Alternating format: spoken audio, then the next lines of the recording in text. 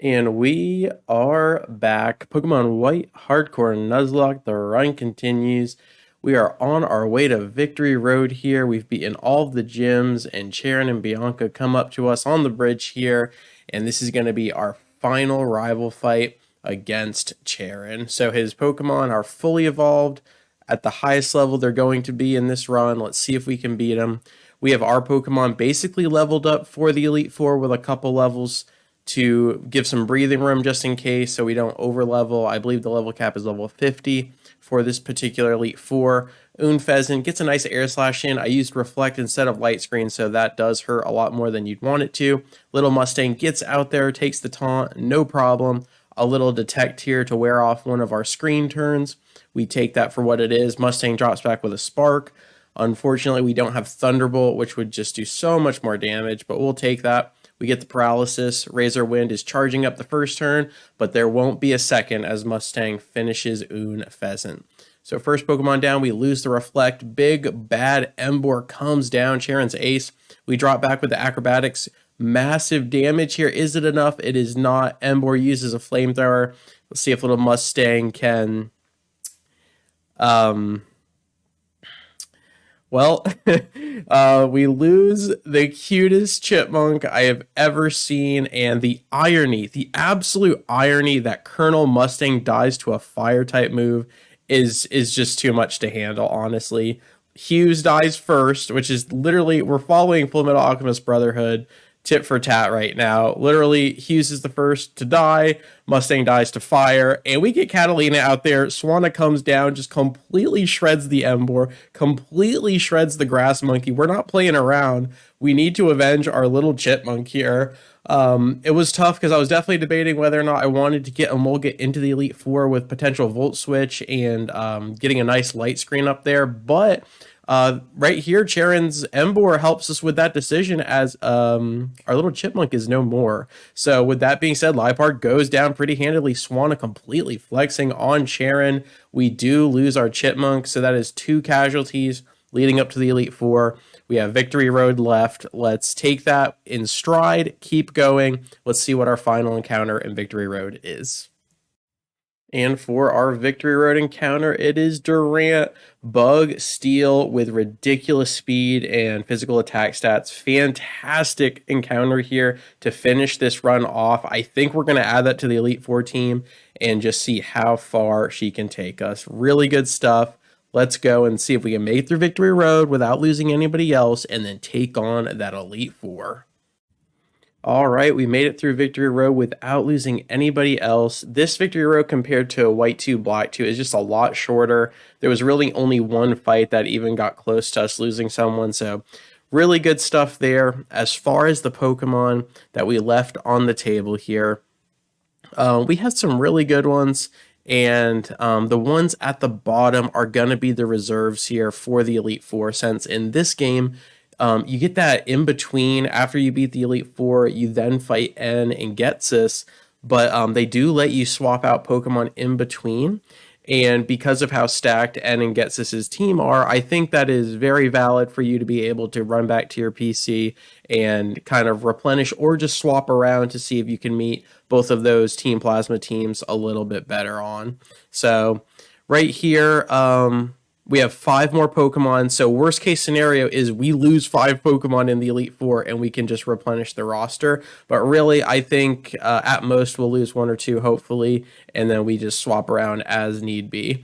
And these Pokemon can show up really big in those 2 final fights. But real quick here, just some of these natures really held us back. That one wasn't too bad. But look at the Herdier, plus special, minus speed. That is absolutely atrocious on her. And then some of these Pokemon, I just not a big fan of. Modest is okay on Unfezant, but look at that attack. You'd want physical attack because then you could use like Fly or Brave Bird and really capitalize on that on top of that Super Luck ability. So really interesting neutral nature there. And then I don't even know how Braviary is like level 54 for evolution. That is just insane. That's actually a really good nature on our blob there. That's a really good nature since Electros is already so slow. And then that's a pretty good nature, but you don't want to lose speed on one of the fast Pokemons. And our Emolga that we lost also had a minus speed. And then our big boy Conkeldurr here is a minus attack nature as well. So it just, that's okay. Just some really interesting natures this time around. That's not too bad.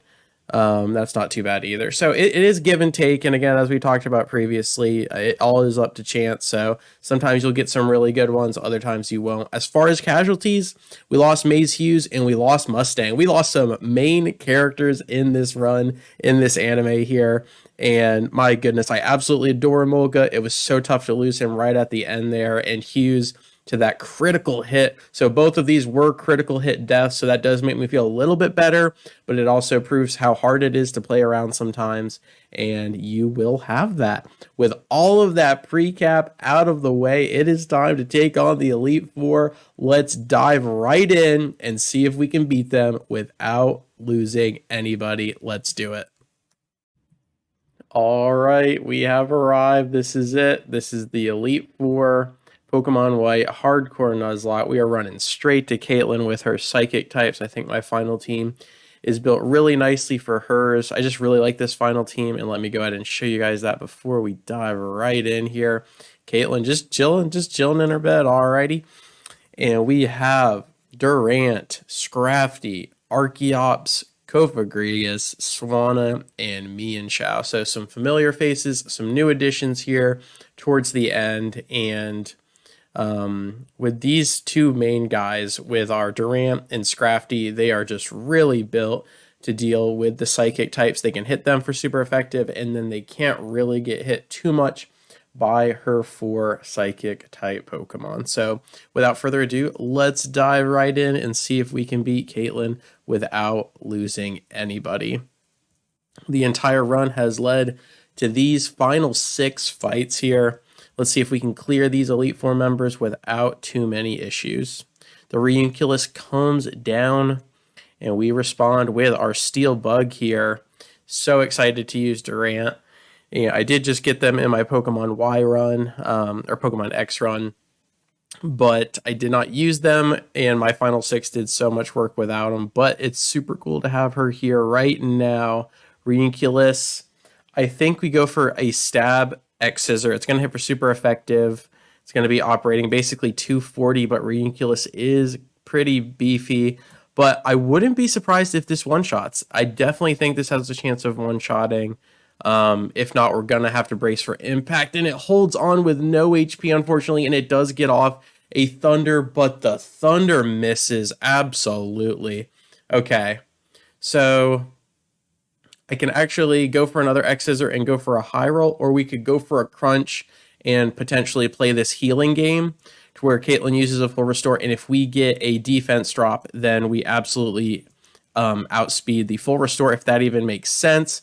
And that's a fadeaway critical. Alicia does not care one bit. You can take your Ranunculus and you can go to sleep. All right, Gothitelle comes down. What's really cool about this is there is only one Pokemon in this Elite Four that can hit Alicia for super effective. It is Chandelure with the fire typing. Other than that, everything is hitting for neutral or not very effective, which is awesome.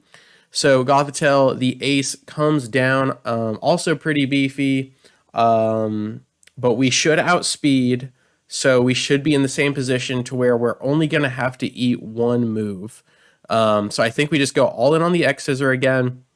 See how much damage we can get down, probably going into the orange or the red. It goes all the way to the red, and the Calm Mind does come down, but that defense is not going to mess with us because that is special defense, and we are using physical attack, so that's really nice. And the second, probably last full restore comes down. I do believe they have 2 apiece, and Alicia just going to get Gothitelle back into the red here, and I don't think Gothitelle can outspeed our speedy little Durant here, and this should just be a fadeaway X-Scissor. It absolutely is.